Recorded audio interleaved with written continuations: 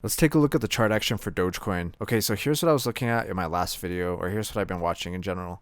We had resistance, resistance, and resistance, and I was watching this trend line going to the downside like this.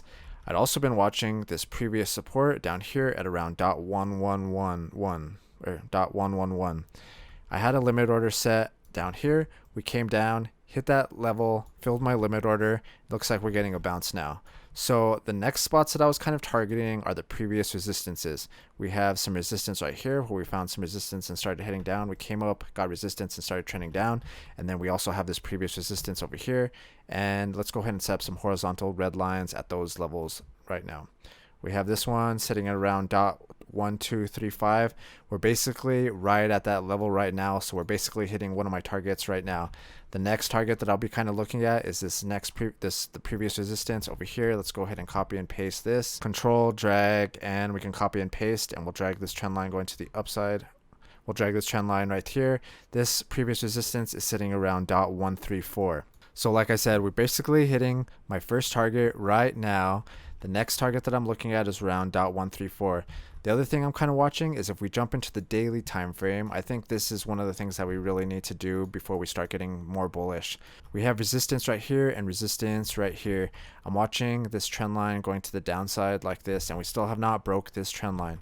I think if we break this trend line though, then we could get much more bullish and start maybe looking at these levels up here. Let's go ahead and set up some more horizontal red lines for the next targets if we could break that trend line going to the upside. We'll do something like this, and then another one, maybe something like this. And these next ones are sitting around .165 and .184.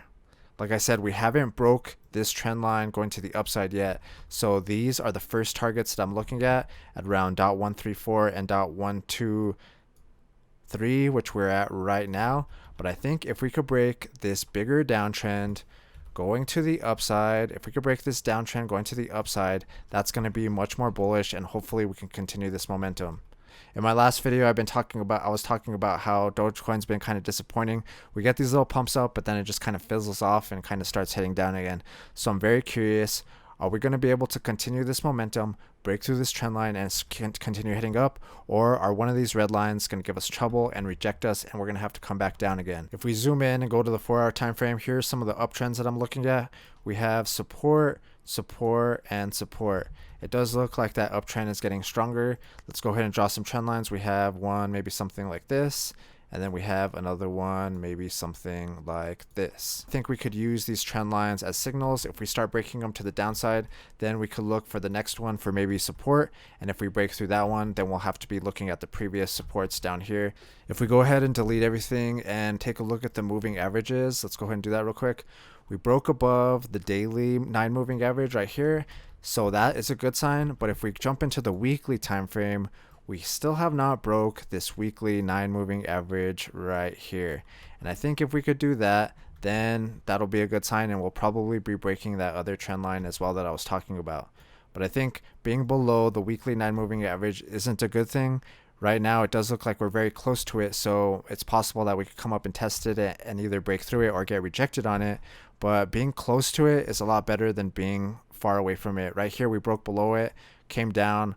We were pretty far away from it, and every time we were coming up to it, we're getting rejected on it. So let's see right now, are we going to get rejected on it, or are we going to be able to break through it and maybe start getting support on it? You can use these moving averages on different time frames for trades.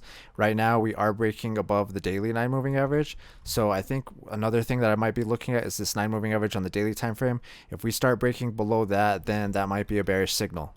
In general, I do like the fact that we broke this downtrend going to the upside, but the next things that I'm looking at, like I was talking about, if we I'm probably watching this on the 4-hour time frame. We have this resistance and this resistance. I think if we could start really decisively breaking above these levels, then we'll be looking at the next ones. Hopefully we can break this bigger downtrend going to the upside on the daily time frame. This previous resistance, I think this might be the target, something like that, around .138. We are sitting above this little resistance right here, but I'm just kind of curious what's going to happen. I have been kind of cautious on Dogecoin just because it has, like I've been talking about, it just gets these pumps and then it starts to kind of die off. But let's see what happens right now. We are hitting my first target. Let's see if we can continue this momentum and head to the upside, Or if we break this trend line going to the downside, maybe we'll have to look for support down here, maybe around 0.118. And if we break through that, then I'll be looking at 0.111 again. This 180 moving average on the 4-hour time frame looks like it's giving us trouble. So maybe if we break through this 180 moving average, then we could get more confident on the next target. Let me know what you guys think though. If you guys liked the video, hit that thumbs up button.